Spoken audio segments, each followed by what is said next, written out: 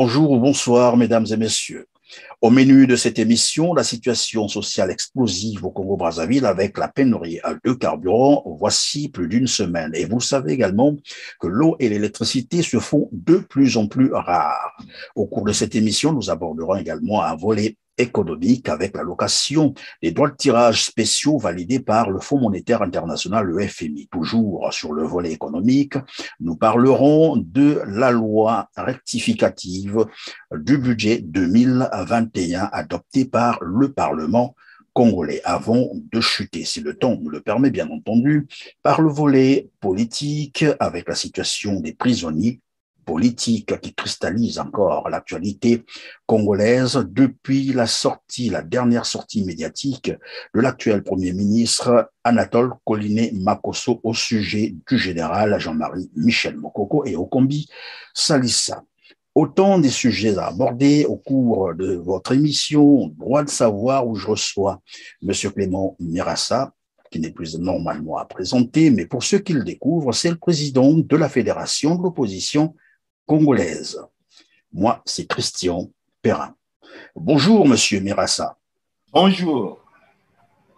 C'est toujours un plaisir pour moi de te recevoir sur notre plateau. Et merci d'avoir accepté notre invitation. C'est un plaisir partagé.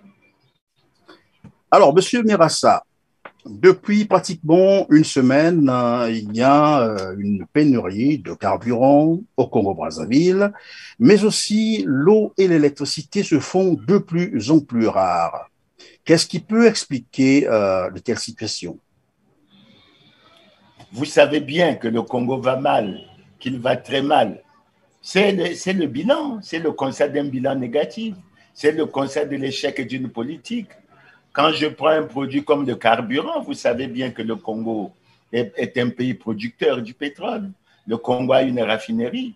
Et je suis surpris de découvrir dans les réseaux sociaux que la raffinerie de Pointe-Noire ne produit que 50% de la production congolaise. Est-ce qu'il y a eu une politique pour combler le déficit? Il semble visiblement que non. L'eau, on en parle depuis très longtemps. L'eau, c'est la vie. Mais l'eau pose problème au niveau du Congo. J'ai suivi votre émission avec le président Destin Gavet qui disait qu'au niveau des villes, on avait pratiquement en eau une couverture de 30%. Mais aujourd'hui, on n'a pas d'eau. Quant à l'électricité, ben, chaque jour, on essaye de regarder des délestages, etc. Mais en tout cas, ces derniers temps, les délestages sont redevenus très fréquents. Et nous pensons à une époque où on nous avait parlé de centrales à gaz à Pointe-Noire, on nous avait dit qu'il y avait des boutons qu'on pouvait appuyer, que si on appuyait un bouton à Pointe-Noire, l'électricité arriverait à Bunji. Nous ne savons pas si tous ces boutons ont disjoncté, mais enfin, nous constatons. Mais ce qu'il faut dire, M. Christian Perrin, c'est les répercussions et l'impact de tout ça sur l'économie. On est en crise, on veut redresser, on veut avancer. Et tous les facteurs qui doivent permettre que l'on essaie d'avancer posent pratiquement problème à l'ensemble de la communauté, de la société congolaise. C'est une situation extrêmement grave. Aujourd'hui encore, je suis sorti tout à l'heure. Les files d'attente dans les stations d'essence sont nombreuses. Je suis en face de vous. Dieu merci, depuis ce matin, nous avons le courant. J'espère que le délestage aura peut-être lieu ce soir. Et hier, vous n'en avez pas? Vous dites depuis ce matin. Hier soir, on n'en a pas eu pendant quelques temps et puis après, c'est revenu ça revient comme de façon miraculeuse, mais enfin, on est là et on essaie de suivre. Mais vous voyez bien que non seulement que la crise du Congo, on veut l'expliquer par des facteurs assez souvent exogènes. On a parfois parlé de la baisse du cours du baril du pétrole. On a parfois pensé de la pandémie. Mais aujourd'hui, vous regardez que même ceux qui se battent pour essayer de redresser cette situation ont des difficultés avec le fait que les principaux facteurs déterminants pour essayer de faire avancer la production posent véritablement problème. Et c'est l'un des problèmes de la situation congolaise aujourd'hui. Mais au niveau de la gestion de l'électricité, au-delà des coupures, bien entendu, des délestages, comme vous venez de le dire, est-ce que la population ou les populations sont-elles informées de quand est-ce qu'elles auront l'électricité pour leur épargner au moins les dégâts que cela peut causer au cas de coupure brusque ou de rétablissement brusque de l'électricité? Bon, il y a eu des moments où on a été informé, mais j'avoue que ces derniers temps, nous n'en sommes pas informés. Et ce qui m'a fait rire, c'est les réactions des Congolais. Parce qu'ils disent, il n'y a pas d'électricité, il y en a qui veulent travailler avec les groupes électrogènes, il n'y a pas de carburant, donc ils ne peuvent pas faire tourner leur groupe électrogène. C'est une situation véritablement préoccupante. J'ose espérer que le gouvernement, j'espère que le gouvernement s'y emploie et qu'on devrait sortir les Congolais de ces désagréments qui sont, à mon avis, très difficiles à supporter ces derniers temps.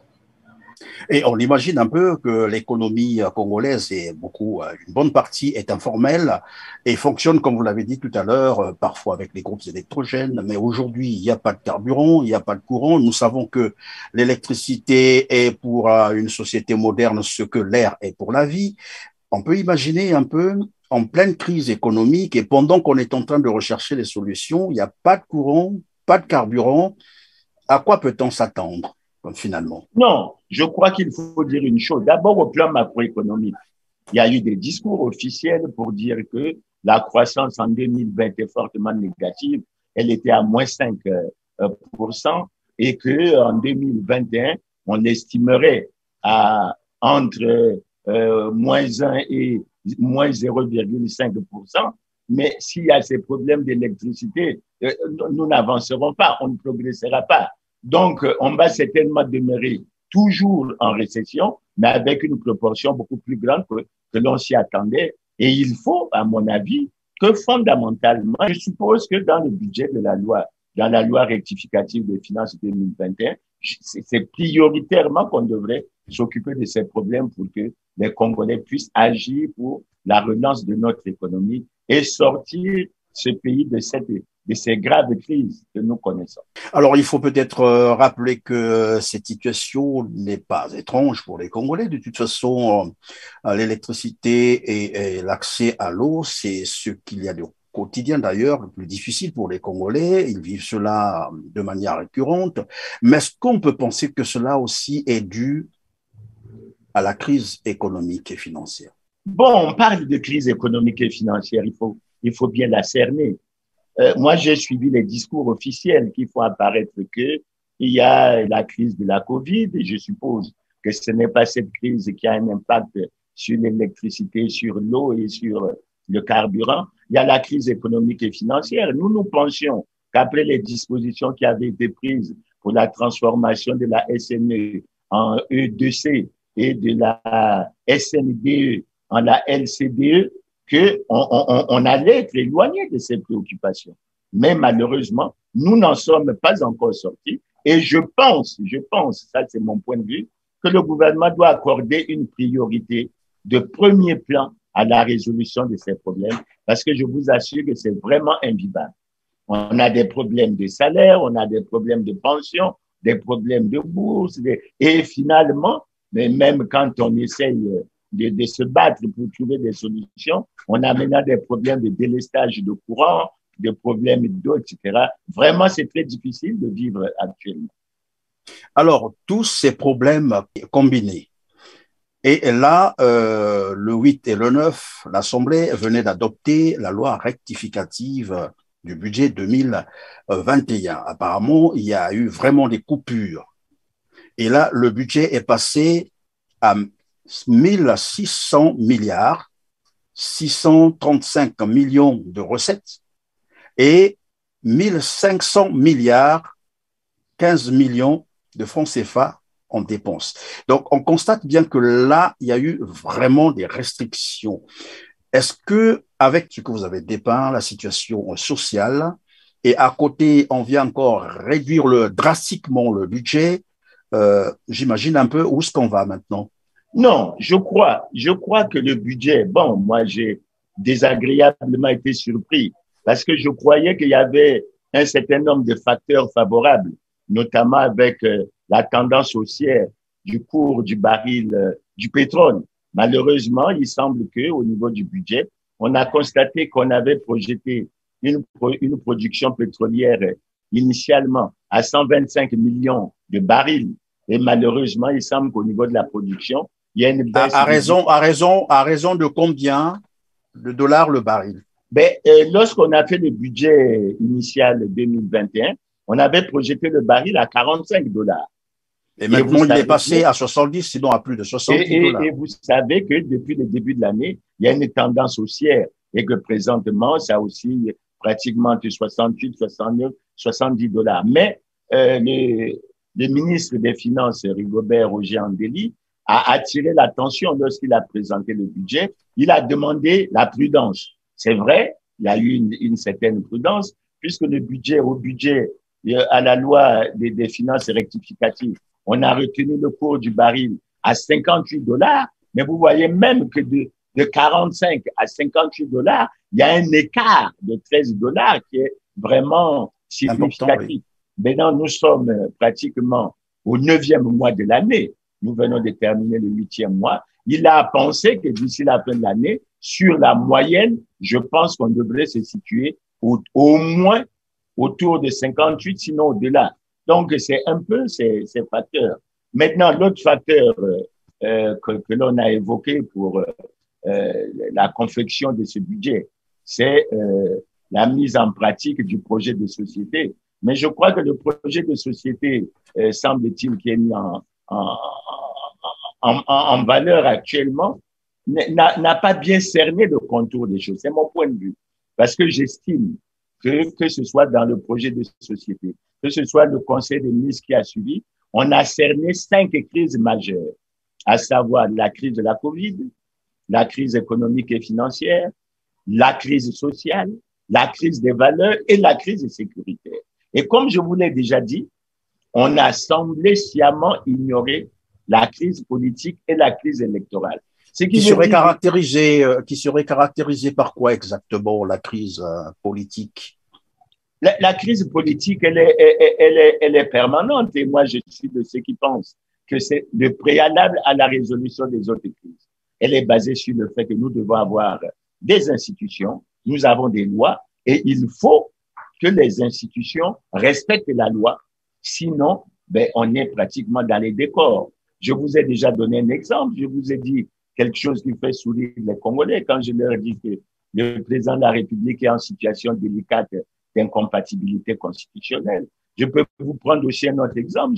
Je crois l'avoir déjà dit aussi. Le Premier ministre, en fait, est en situation délicate aussi, parce que le Premier ministre fait partie des 2588 congressistes du PCT qui ont violé la Constitution en reconduisant le président de la République comme président du comité central du Parti congolais du travail.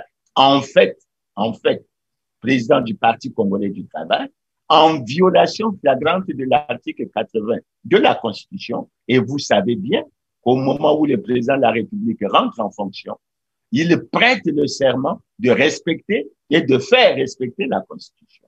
Et vous voyez bien que c'est quand on va à l'intérieur et profondément dans le développement, on se rend compte que la situation du Congo est une situation extrêmement délicate où on parle… Oui, mais Monsieur Mirassa, lorsque vous parlez de la violation des lois, de la Constitution par le président de la République, comme vous le dites, et d'ailleurs vous insistez qu'il n'a jamais respecté la Constitution, lorsque vous dites cela, savez-vous que le Congo est une dictature et vous attendez le respect de la Constitution, des droits, des lois dans une dictature, c'est cela? Mais vous touchez le fond du problème. En fait, je le sais pourquoi. Mais parce qu'il y a un indice. Il y a un indice qui est l'indice de la démocratie. L'indice de la démocratie qui évolue entre 0 et 10. Et le Congo a un indice de démocratie de 3,11 sur 10. C'est-à-dire une dictature. Ça veut dire, bon, les gens ont… C'est ça le mot. En fait, le mot, c'est celui-là. Le vrai mot, c'est ça. Mais dans la classification qui a été faite, on dit le Congo est un pays à régime autoritaire. Maintenant, nous pouvons venir au-delà de l'indice. Nous pouvons venir à… Oui, mais monsieur Mirassa, un régime autoritaire, c'est quoi selon vous? Mais c'est une dictature. C'est une dictature. Oui. Et vous pensez que dans une dictature, on respecte les règles, on respecte la loi. N'est-ce pas que la loi, c'est le dictateur lui-même? Nous sommes comme dans un jeu que l'on essaie de suivre. Vous avez, au cours d'une émission que j'ai faite avec vous, vous avez rappelé un certain nombre de choses. lorsqu'on dit, par exemple, que jamais, jamais je n'accepterai que la Constitution ne soit violée. Oui. Lorsqu'on dit, lorsque la Constitution est violée, les démocrates ne doivent pas l'accepter. Mais vous touchez le fond, justement, de l'explication de la crise politique. Parce que vous avez une situation où beaucoup d'acteurs politiques congolais pensent que nous sommes en démocratie, alors qu'en réalité, lorsqu'on se fonde sur leur propre déclaration, on se rend compte que nous ne sommes pas le Congo n'est pas une démocratie et que le Congo est véritablement une dictature. On n'a pas besoin de faire référence à l'indice de démocratie pour le dire de façon assez claire.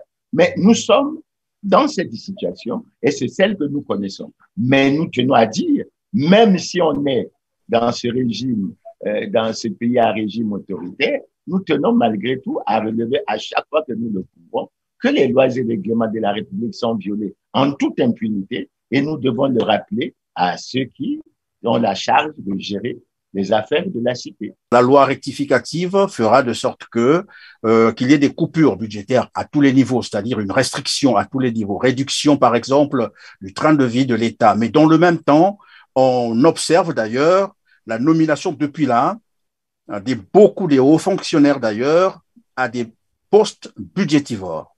Oui, voilà. Nous avons constaté ces derniers temps et nous pensons que c'est vraiment un paradoxe parce que vous avez le ministre des Finances qui a annoncé, et moi j'ai apprécié, tout en sachant qu'il peut aller plus loin, en disant qu'il y avait une réduction du train de vie de l'État de 7,5% et que cette réduction du train de vie de l'État a mené pratiquement à réaliser des économies de l'ordre de 123 milliards de francs CFA. Et moi, je dis qu'on peut aller plus loin. On peut aller plus loin parce que je vous ai déjà évoqué, je suis même très heureux d'avoir découvert sur les réseaux sociaux que le président Macron a fait part de son salaire à des élèves et que ce salaire s'élève pratiquement à 13 000 euros. Et lorsqu'on déduit un certain nombre de choses, il approche pratiquement les 5 ou 6 millions de francs CFA, ce qui n'a rien à voir avec ce que gagne lui. Donc, je vous ai déjà dit que sur ce créneau pareil. Mais au fait, pendant que vous en parlez, monsieur Mirassa,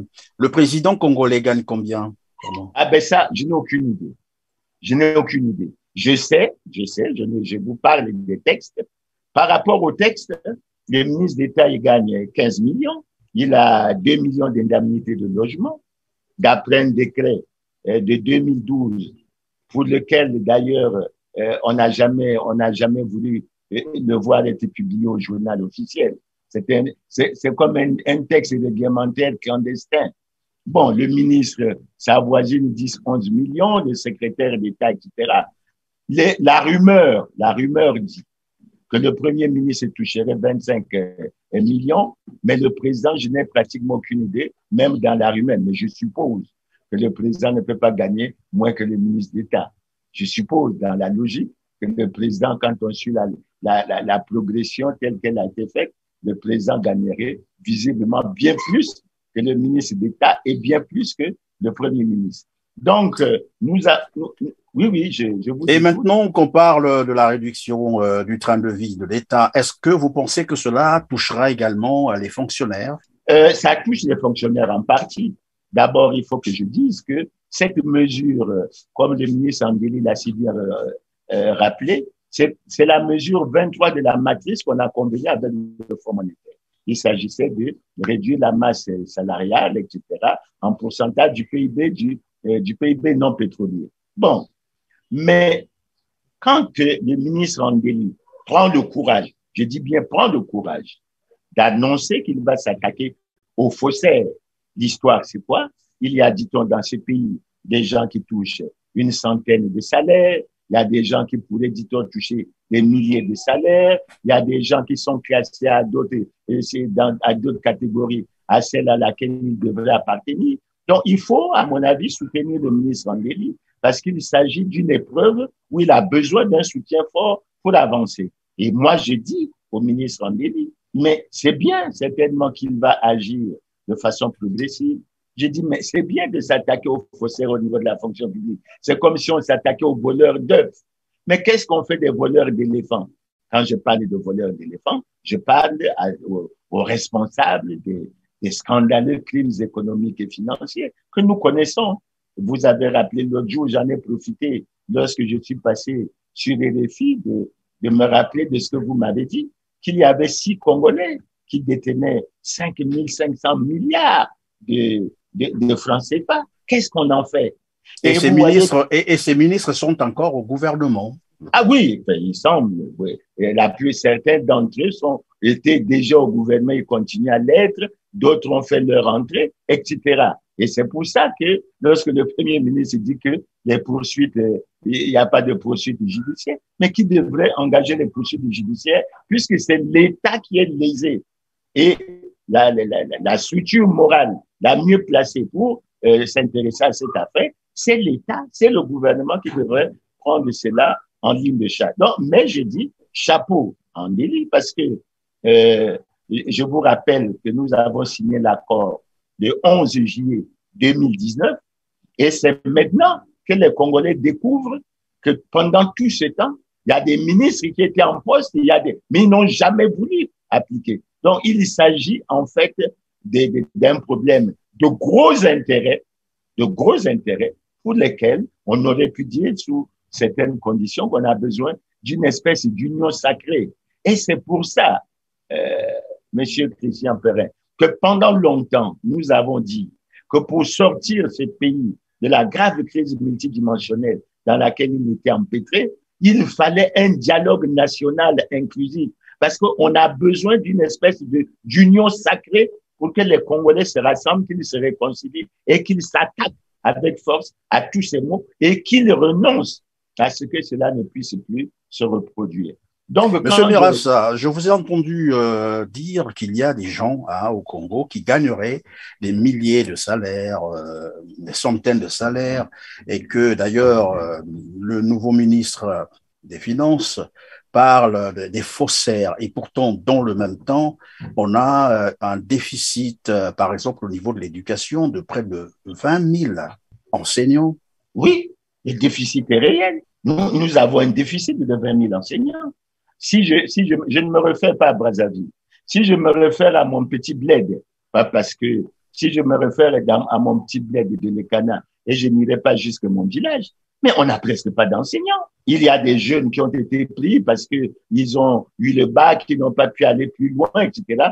Mais aujourd'hui, l'éducation constitue un véritable problème. Et vous savez bien que le déficit est évalué à près de 20 000 enseignants. C'est une triste réalité. Mais pendant ce temps, il y a des gens qui touchent triples, centaines, dit-on parfois même, des milliers de salaires.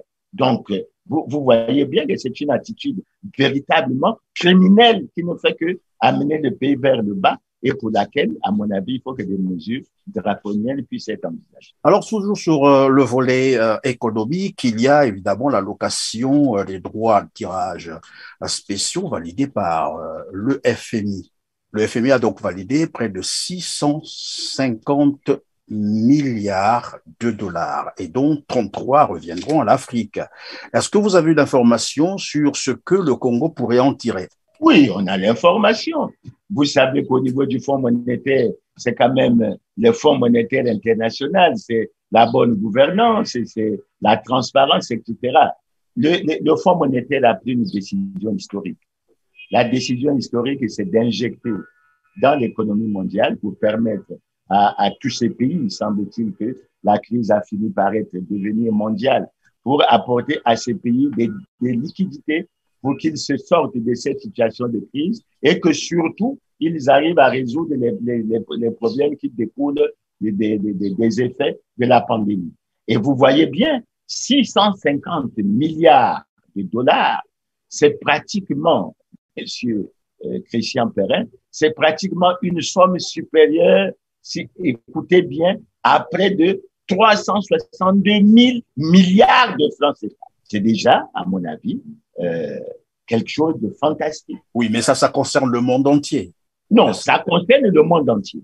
Maintenant, dans cette part, le continent africain, malheureusement, parce que la répartition se fait au prorata des quotes-parts de chaque pays au Fonds monétaire international. C'est pour ça que nous ne devons pas avoir des problèmes pour savoir combien le Congo devrait avoir. La quote-part du Congo au Fonds monétaire, je ne sais pas si je me trompe, mais elle est de l'ordre de 224 millions de dollars. Ça veut dire que le Congo devrait s'attendre à, dans ces 33 milliards de dollars alloués à l'Afrique, le Congo devrait s'attendre pratiquement à 224 millions de dollars, ce qui équivaut pour que les Congolais aient l'esprit tranquille et qu'ils ne se disent pas que ça, parce que ça sera comme une goutte d'eau dans la mer. Ça sera l'équivalent, je crois, de 125 milliards de francs CFA. Que représentent 125 milliards de francs CFA pour un pays qui, en 10 ans, a engrangé 30 000 milliards de francs CFA, pour un pays qui, semble-t-il, a pu dégager des excédents budgétaires de 14 000 milliards, même si aujourd'hui, on n'a aucune information. Donc, c'est une véritable goutte d'eau dans la mer. Mais je tiens à vous dire que le pays africain qui aura le montant le plus élevé, c'est l'Afrique du Sud, avec près de 4,5 milliards de dollars, suivi du Nigeria avec près de 3,5 milliards de dollars. Mais à côté de nous, la République démocratique du Congo pourra prétendre à 1,5 milliard de dollars, comme toute la sous-région, la CEMAC, toute la CEMAC, tous les 6 pays de la CEMAC vont prétendre à 1,5 milliard de dollars. Donc, la situation, c'est là. Maintenant, je crois que le Fonds monétaire a insisté pour dire qu'il va évaluer la manière dont cet argent sera géré, et le Fonds monétaire souhaite que ça soit géré en respectant les règles à la fois de la bonne gouvernance et de la transparence. Oui, mais est-ce que vous pouvez revenir un peu sur cette allocation de droits de tirage spéciaux? Qu'est-ce que cela veut dire? Est-ce que c'est un emprunt ou c'est de l'argent donné comme ça? Question d'expliquer un peu à nos téléspectateurs. Non, le Fonds monétaire fait cette allocation. Mais le but du Fonds monétaire, c'est d'aider les pays pour qu'ils se sortent de la situation difficile de la crise. Aider ou prêter? C'est une allocation, aider ou prêter. Je pense que ça rentre dans le cadre de prêt, mais si c'était un prêt, ça a des conditions extrêmement concessionnelles.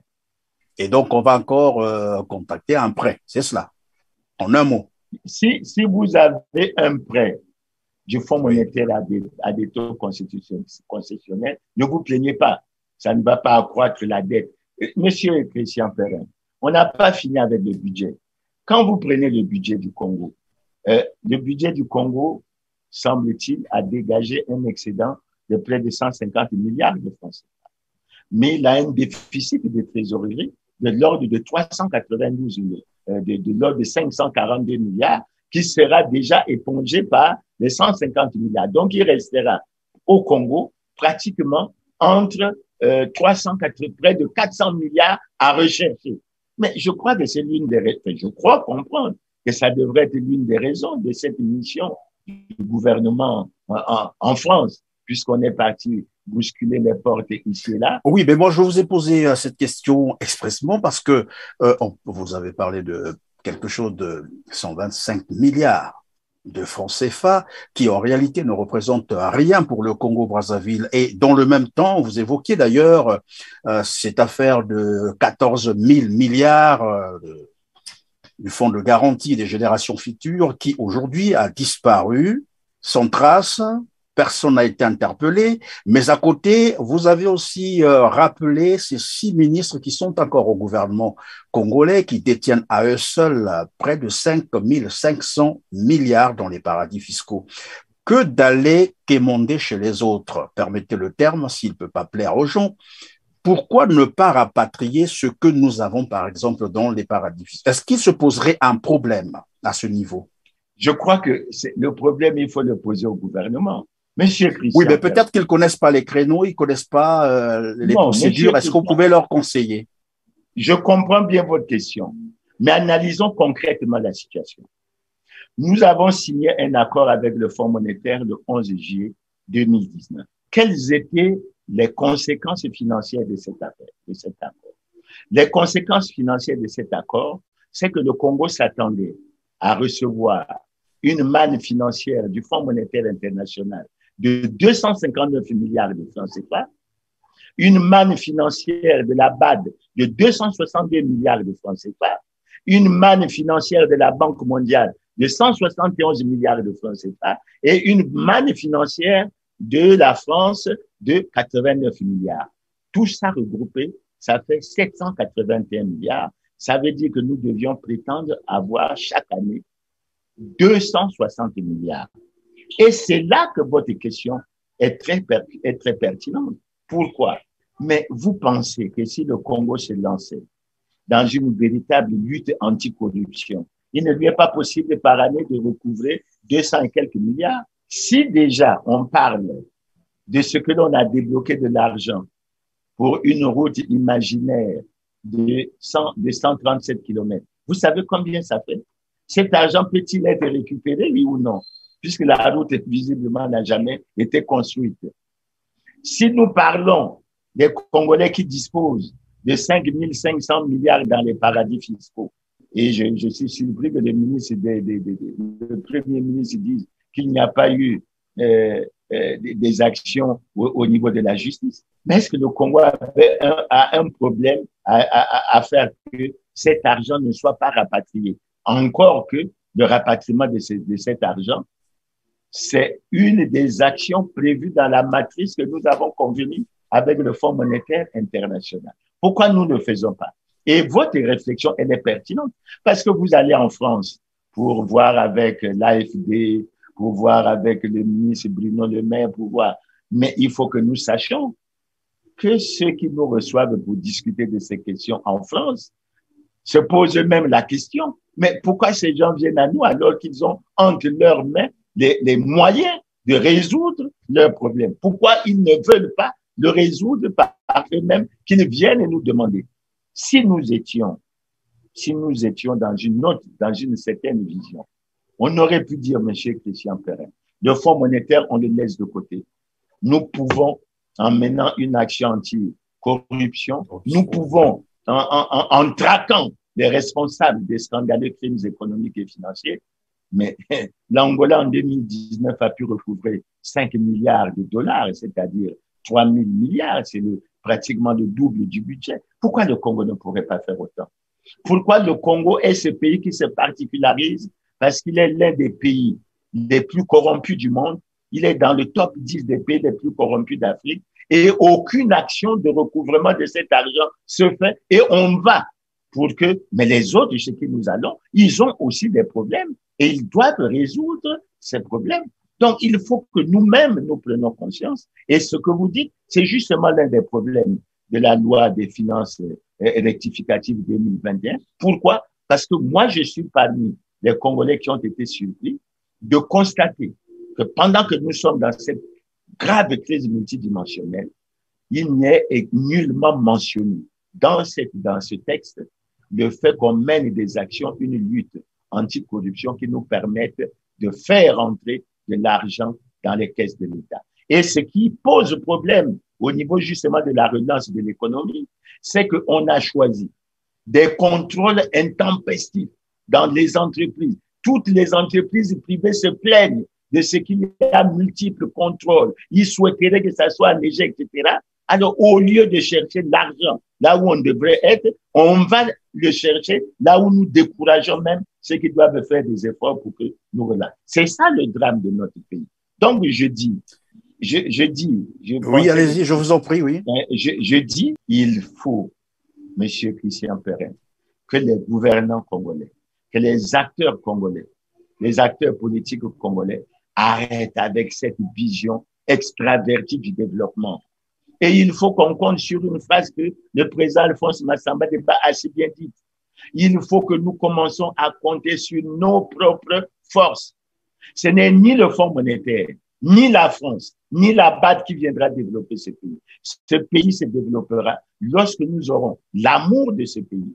Et lorsque nous prenons, et moi j'ai déjà dit à une autre occasion, on me parle de projets de société, je sais pas moi, ensemble, marchons, poursuivons la marche vers le développement. Mais, monsieur Christian Perrin, vous ne pouvez pas vous développer si vous ne luttez pas contre la corruption. Comment vous le ferez? Et moi, j'ai toujours dit qu'au-delà de tout ce que l'on dit, un bon programme de société se résume en trois phrases. Monsieur Christian Perrin. Tu ne mentiras pas, tu ne tueras pas, tu ne voleras pas. Voilà le programme. Et j'en parle peut-être parce que je suis un chrétien, mais pour moi, tout ce que l'on dit marche. Si on ne respecte pas ces trois principes fondamentaux, nous serons toujours à côté de la plaque. Et vous avez bien posé la question pour réaliser que nous avons des difficultés et il faudrait que nous agissions pour nous en sortir. Toujours sur le plan économique, le 13 septembre, j'espère que vous êtes informé de cela, le conseil d'administration du FMI va statuer une fois de plus sur le cas Congo-Brazzaville. Mais pourtant, nous savons que en fait, le plan conclu en juillet 2009 avait été stoppé, faute bien sûr le respect des 48 mesures. Est-ce qu'on peut penser que c'est une nouvelle négociation qui va se mener ou bien c'est toujours sur la base de ce qui avait commencé il y a quelques années? Nous avons négocié un programme avec le Fonds monétaire le 11 juillet. Il faut dire que nous avons échoué. Parce que M. Christian Perrin, quand on lit bien cette mesure que le Premier ministre de l'époque, Clément Mwamba, avait si bien commenté, les 48 mesures, nous devions les exécuter entre le mois de mai 2019 et le mois de mars 2020. Donc, vous voyez la période qui était circonscrite pour que nous exécutons ces mesures. Aujourd'hui, nous sommes pratiquement, et je souris un peu lorsqu'on me pose la question de savoir qu'on va débloquer la deuxième tranche, etc. Écoutez, mais pourtant, c'est ce qu'on a semblé entendre de la voix du Premier ministre actuel, que bon, c'est en bonne voie. Si on avait conscience de la souffrance du peuple congolais, on aurait tout fait pour que cette deuxième tranche soit débloquée en décembre 2019. Parce que c'est dès la première évaluation que le Conseil a été fait que nous n'avons pas été en mesure de respecter les engagements que nous avions pris. Maintenant, je suppose que le 13 septembre, le dossier du Congo va repasser. Mais le Congo est un problème. Le Congo est un véritable boulet pour les pays de la sous-région. Vous savez, il y a eu le sommet de la CEMAC qui a eu lieu le 18 août. L'un des aspects qui devait être examiné au cours de ce sommet, c'est l'évaluation de la manière dont les réformes économiques et financières structurelles ont été entreprises dans les différents États. Vous savez que les autres pays de la CEMAC, à savoir principalement le Tchad, la RCA, le Gabon et le Cameroun, avaient amorcé leur programme pratiquement en 2016-2017. Et aujourd'hui, le Cameroun et le Gabon ont fini d'exécuter leur programme 2017-2020. Et aujourd'hui… Qu'est-ce que ça donne? Qu'est-ce que ça donne pour le Congo? Qu'est-ce que ça donne? Pour le Congo-Brazzaville. Le Congo n'a pas fini d'exécuter son premier programme.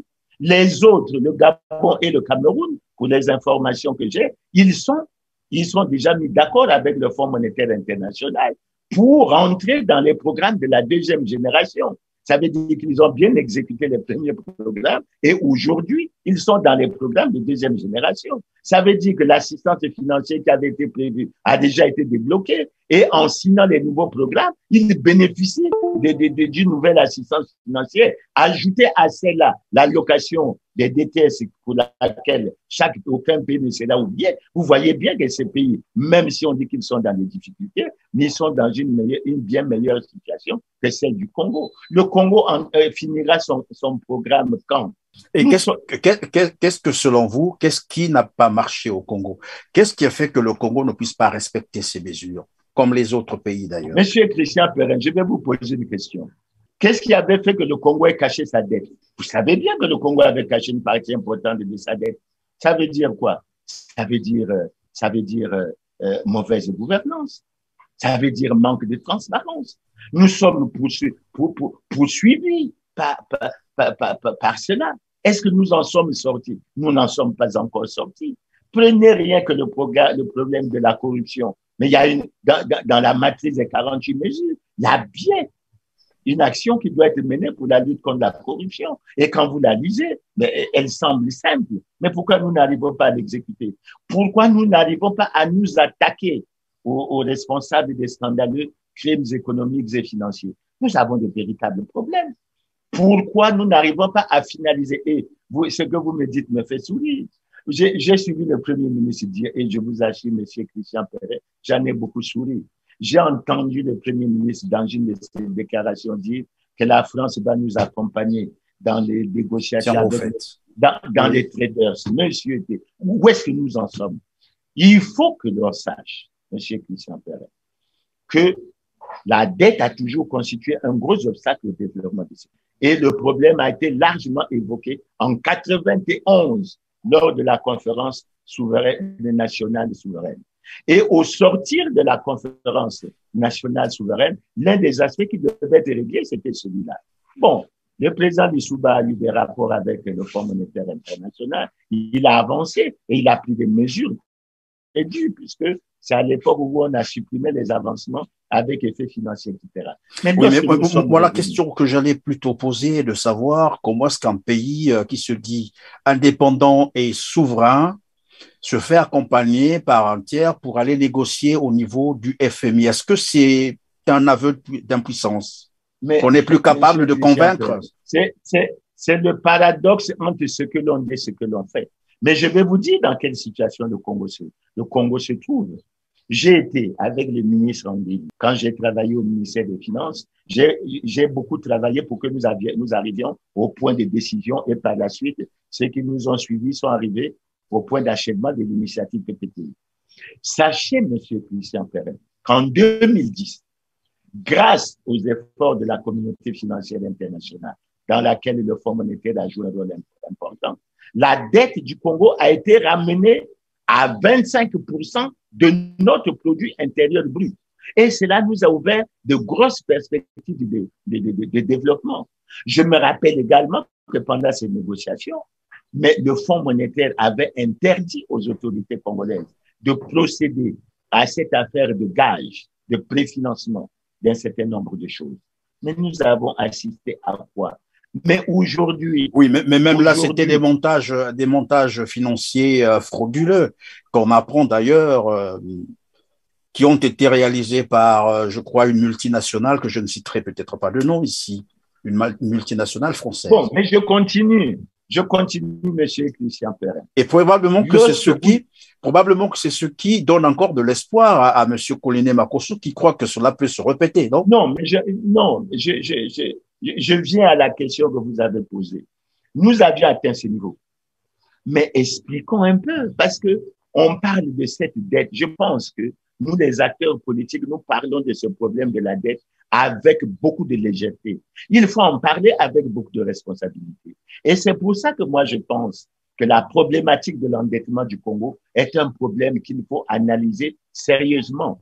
Parce que, monsieur Christian Perret, vous arrivez à ramener votre dette à 25% du produit intérieur brut, 2010, et vous savez qu'au cours de l'année 2010, nous sommes encore dans cette période de phase de la hausse, de la tendance haussière du cours du baril du pétrole. Donc, nous sommes en train de dégager au niveau de nos budgets des excédents. Expliquez-moi comment ce problème, comment on a pu tomber, pour qu'on arrive non seulement à remettre en cause ce sur quoi on était déjà tombé d'accord, tout en sachant que l'endettement, sinon la dette est un obstacle au développement, mais en plus, figurez-vous, en ne respectant pas la norme communautaire, parce que nous sommes membres de la communauté monétaire, de la communauté économique et monétaire de l'Afrique centrale, et la norme au niveau de cette communauté, c'est que la dette de chaque pays, la dette publique de chaque pays doit être inférieure ou égale à 70%. Et regardez, là où nous avons poussé le bouchon, non seulement nous avons dépassé les 70%, mais nous avons pratiquement atteint les 120%, et nous avons voulu faire croire au Fonds monétaire qu'elle n'était qu'à 77%, et malheureusement, RFI a fini par découvrir le poteau rose, ce qui nous a mis en difficulté. Et aujourd'hui, c'est avec vraiment la chair un peu de poule que j'entends dire que notre dette dit-on qu'on a fait des efforts, elle est maintenant à 91%, mais même si elle est à 91%. Mais par quel miracle, finalement? Ben, je suppose qu'il y a des efforts qui se font, mais ce qu'on sait, c'est que jusqu'à présent, cette dette, elle est insoutenable. Maintenant, on a promis une deuxième restructuration de la dette chinoise, mais il faut faire comme à l'église. Vous savez comment ça se passe chez nous dans le milieu chrétien. Mais, monsieur Perrin, dans le milieu chrétien, quand vous avez péché, Mais il faut prendre le courage d'aller faire la confession. Faire la confession pour le chrétien, c'est quoi? C'est reconnaître qu'on a mal fait et prendre l'engagement de ne plus refaire ce que l'on a fait. Et le Congo a besoin de ça. Malheureusement, nous n'y sommes pas. Quand je vois que l'on va pour dire que la France va nous accompagner pour aller négocier avec les traders, tout en précisant qu'il s'agit d'une dette privée, j'avoue que là, nous avons de sérieux problèmes et nous avons perdu un peu notre verbe lorsque nous parlons de ce Congo souverain, de la souveraineté de ces pays, etc. Mais il faut de temps en temps qu'on y réfléchisse et qu'on vienne avec réalisme à examiner les problèmes du pays. Probablement que la France sait là où est passé aussi l'argent des Congolais. Pourquoi pas? Bon, laissons donc la chance à ce gouvernement d'aller traiter avec le FMI, accompagné de la France, comme Monsieur Coliné Makosso l'a dit. Alors, parlons maintenant de la crise politique. Elle refait surface, notamment, je parle ici des prisonniers politiques. Depuis la dernière sortie médiatique de l'actuel Premier ministre sur le sujet, les prisonniers politiques, je parle de Jean-Marie Michel Mokoko et d'André Okombi Salissa, qui, malgré bien entendu l'appel du groupe de travail des Nations Unies en 1998, je crois que vous êtes informés, et malgré aussi la demande expresse de leur libération par Paris, qui attendait les actes de la part de Denis Sassou Nguesso, courant septembre 2019, Monsieur Coliné Makosso s'est permis, une fois de plus, malheureusement, à affirmer que c'était là des prisonniers de droit commun. Que pensez-vous d'une telle attitude, par exemple, de la part d'un Premier ministre? Je ne vais pas rentrer dans la polémique, puis cette polémique, à mon avis, M. Christian Perel est dépassé. Un des avocats de Jean-Marie Michel Moukoko a déjà répondu à cette question. Et je crois qu'on ne devrait pas encore essayer de revenir là-dessus. Un des avocats de Jean-Marie Michel Moukoko avait brillamment répondu sur les défis en disant le chef d'accusation pour lequel Jean-Marie Michel Moukoko a été arrêté, de même qu'André Okombi Salissa. Ces chefs d'accusation étant politiques, ils ne peuvent pas être des prisonniers de droit commun, ils sont des prisonniers politiques. Et ensuite, vous savez, j'ai eu l'occasion de l'évoquer sur RFI. Je crois que dans ce que le Premier ministre Coliné Makosso a évoqué, j'aurais souhaité qu'il essaye de se pencher sur un volet en se rappelant les déclarations du gouvernement. Vous savez ce qui s'est passé dans notre pays le 4 avril 2007, ce qui a commencé dans les quartiers sud de Brazzaville et qui s'est prolongé dans la partie, dans le pool, qui a donné ce que l'on a appelé la guerre du pool et qui donne lieu à beaucoup de débats maintenant. Mon intérêt n'est pas de rentrer dans ce débat. Mais qu'est-ce que j'ai retenu à l'époque des déclarations du gouvernement?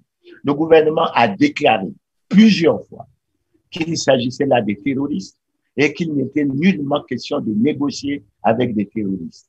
Et ils ont annoncé de façon fracassante que des mandats d'arrêt internationaux étaient lancés contre ces différentes personnes, ces compatriotes. La suite a été quoi, M. Christian Perel? La suite a été dramatique. Les Congolais ont vu comment on a exposé les corps au palais du Parlement. On a vu les dégâts que ça a causé, des villages rasés, des villages brûlés. On a vu les exécutions sommaires, on a vu les dégâts matériels. Et cette situation a permis à ce que l'on arrive en décembre 2017 à ce que l'on a appelé l'accord du pool. Alors, je me fais une image. J'ai une arme chez moi, on peut me dire c'est contre la loi. Et quelqu'un a une arme et il se met à tuer dans tout le village. Il a comme le pardon. Et moi, qui ai soi-disant une arme, soit qu'on a peut-être déposé chez moi, je suis lourdement condamné. Et lui, il est pratiquement, on renonce à le poursuivre. Il y a un accord qui fait que il y a plus rien de poursuite. Est-ce que vous trouvez que c'est normal dans un pays? Est-ce que c'est normal de faire d'une situation deux poids, deux mesures? Deux poids, deux mesures. Ce n'est pas normal. Ce n'est pas concevable. Et surtout, je vais essayer de rentrer dans un autre volet, M. Christian Perel. Une justice à deux vitesses qui s'acharne sur les opposants. mais qu'il laisse libre cours les responsables des scandaleux crimes économiques et financiers. Ça m'a fait sourire, monsieur Christian Perrin, quand j'entends le Premier ministre dire qu'il n'y a pas de poursuite. Mais le Premier ministre devrait s'en plaindre, au contraire. C'est lui qui a la responsabilité. C'est le Premier ministre qui est venu dire aux Congolais qu'il est venu pour agir pour la restauration de l'état de droit. Mais l'état de droit, c'est quoi? Et si je peux avoir souvenir d'un article de la Constitution congolaise, l'article 15 dit bien que tous les citoyens sont égaux et personne ne doit être privilégié ou désavantagé par rapport à une autre situation. Et je pose la question au Premier ministre. Pourquoi? J'espère qu'il va agir dans ce sens. Lorsqu'un engagement a été pris par le président de la République, chef de l'État, de dire que le Congo dégageait des excédents budgétaires, qu'ils étaient déposés dans un compte à la Banque centrale et que chaque année, un audit sera réalisé et que cet audit sera rendu public. Mais le Premier ministre peut expliquer au Congo pourquoi, depuis 2006 et jusqu'en 2021, c'est-à-dire en 15 ans, mais moi je soupçonne que ça ne se fait pas parce qu'il y a des détournements d'argent et qu'il y a des gens que l'on veut protéger. Lorsqu'un député déclare à l'Assemblée qu'on a débloqué de l'argent pour une route imaginaire de 137 kilomètres, vous pensez qu'il n'y a pas de responsabilité? Lorsque déjà, au niveau d'un État, on parle d'une dette cachée, est-ce que vous savez que présentement, au Mozambique, il y a le procès de la dette cachée et que le ministre des Finances de ce pays est emprisonné depuis de nombreuses années et que maintenant il est tenu de rendre compte. Au Congo, il y a une dette cachée. Déjà, le fait de dire dette cachée, ça sonne mal du point de vue de la gouvernance et du point de vue de la transparence. Aucune responsabilité n'est établie. Vous trouvez ça normal? Et on vient pour dire Jean-Marie Michel Moukoko, ils ne le connaissent pas. Mais je l'ai dit et j'assume ce que je dis. Ils ont été candidats. Ils ne se reprochent rien. Le reproche qui peut leur être fait, c'est peut-être les résultats qu'ils ont obtenus aux élections présidentielles.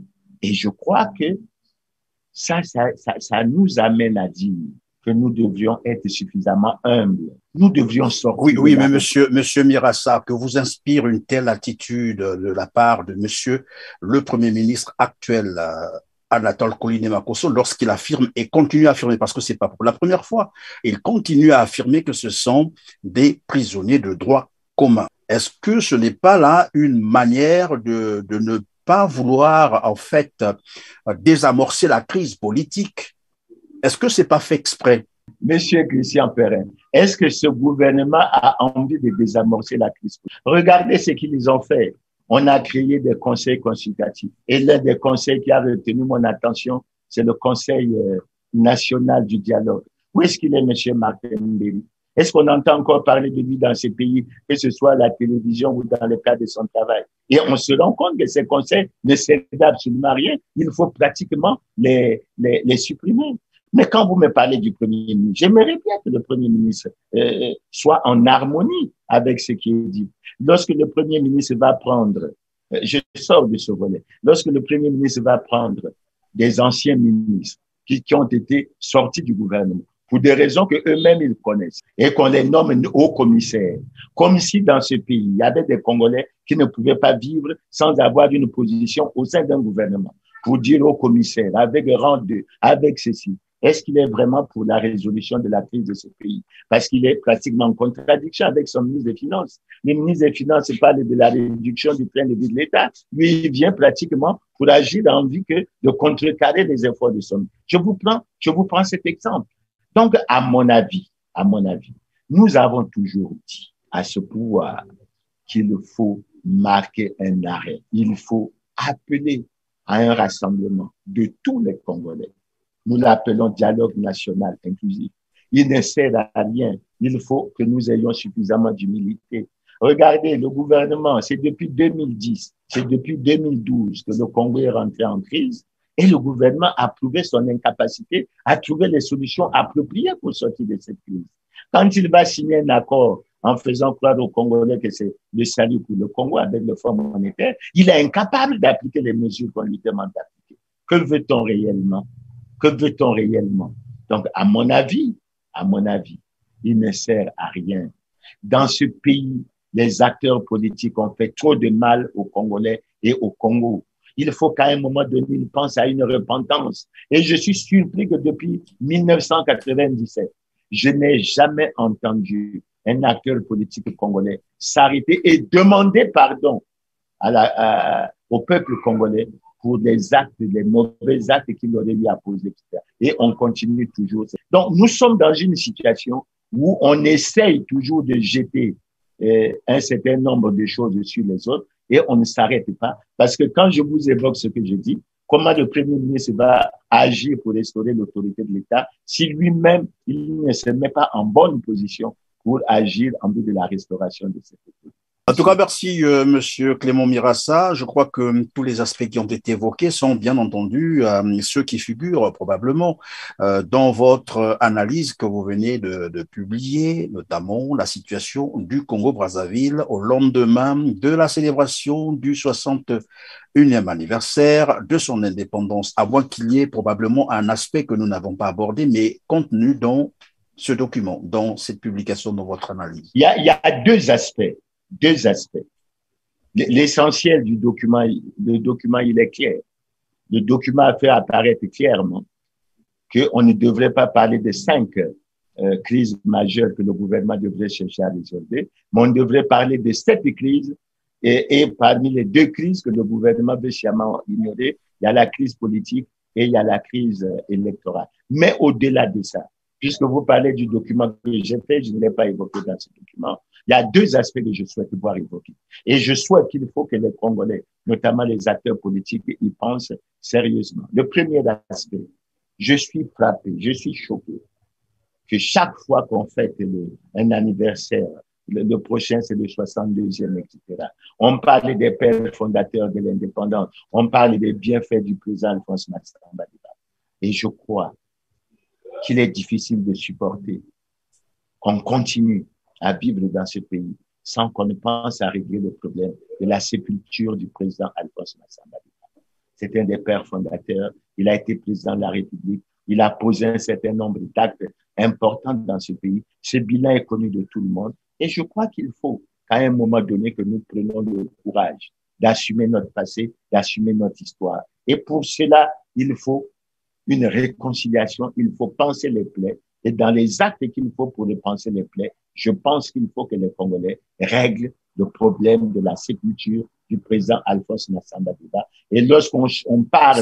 Celle de Fulbert Youlou aussi, je crois.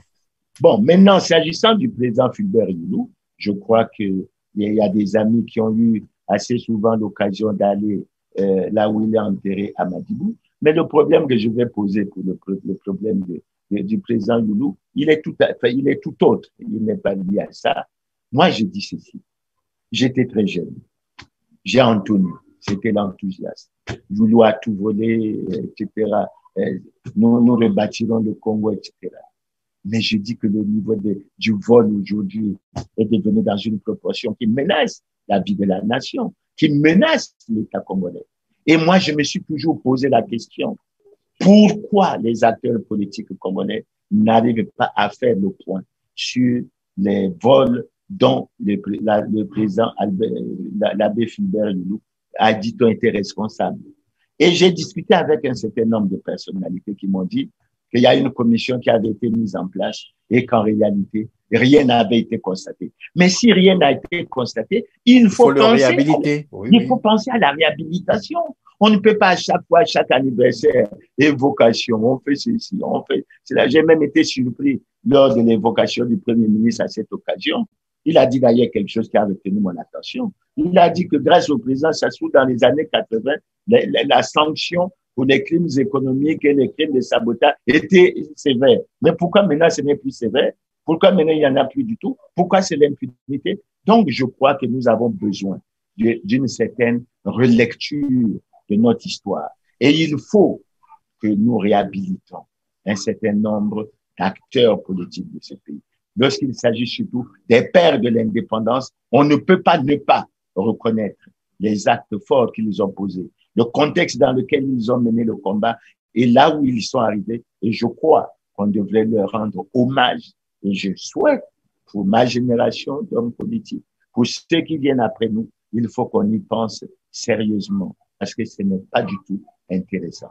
Et nous devons aller vers une véritable réconciliation. Et vous savez ce que je dis toujours, même si vous réagissez là-dessus, je me bats toujours pour que nous allions à un dialogue national inclusif qui essaye d'aborder les problèmes que nous avons. C'est probablement la meilleure solution politique à trouver aux multiples crises qui minent plutôt le Congo-Brazzaville actuellement. En tout cas, c'est la fin de cette émission. Merci, Monsieur Clément Mirassa, d'avoir répondu à nos questions. Je rappelle que vous êtes président de la Fédération de l'opposition congolaise. Vous intervenez là sur un certain nombre d'aspects liés à l'actualité socio-politique et économique du Congo-Brazzaville. À vous, chers téléspectateurs, merci d'avoir choisi votre canal Télér TV. Restez toujours branchés sur votre média d'information, mais attention, n'oubliez pas de partager nos émissions. Je vous retrouve très prochainement. Merci.